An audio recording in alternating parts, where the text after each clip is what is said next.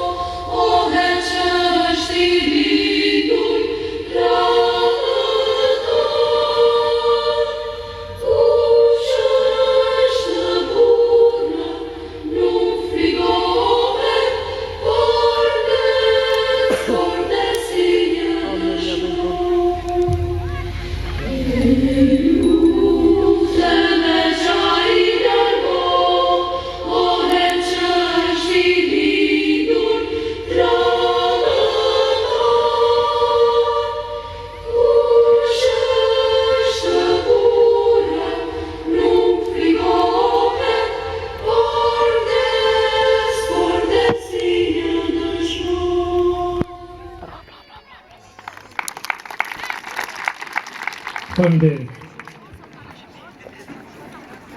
Të nderuar të pranishëm, i nderuar zëvendës kryeministri i Qeverisë së Republikës së Kosovës, zotëri Bexhet Pacolli, i nderuar kryetari i Komunës së Vitijës, zotëri Nezmettin Arifi, shumë të respektuar familjar të dëshmorëve të lirisë, invalid, veteran të luftës së UÇK-s, qytetar të fshatit Tërpez, zonja e zotërinj të gjithë ju të pranishëm.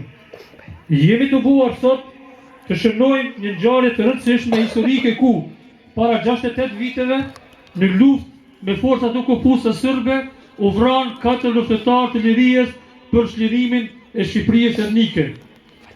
Në shenjë nderimi luftës së tyre vitin e shkuar në mbështetje të Qeverisë së Kosovës, e sidomos zëvendës kryeministri Bexhet Pacolli u ngrit ky lapidar.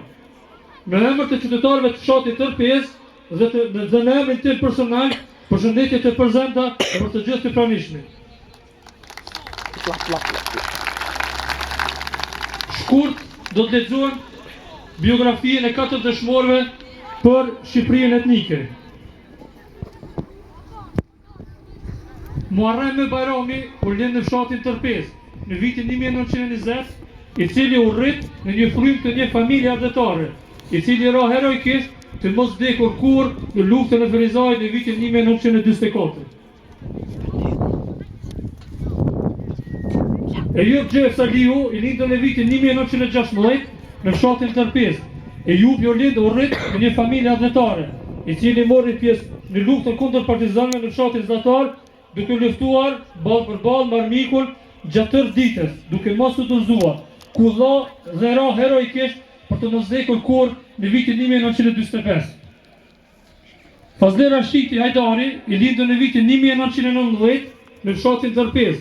Fazli u rrit në një familje argjetare, i cili luftoi në malet e Tërpezës, duke luftuar me armikun ballë për ballë, i cili nuk shkoi gjak fal, ku i la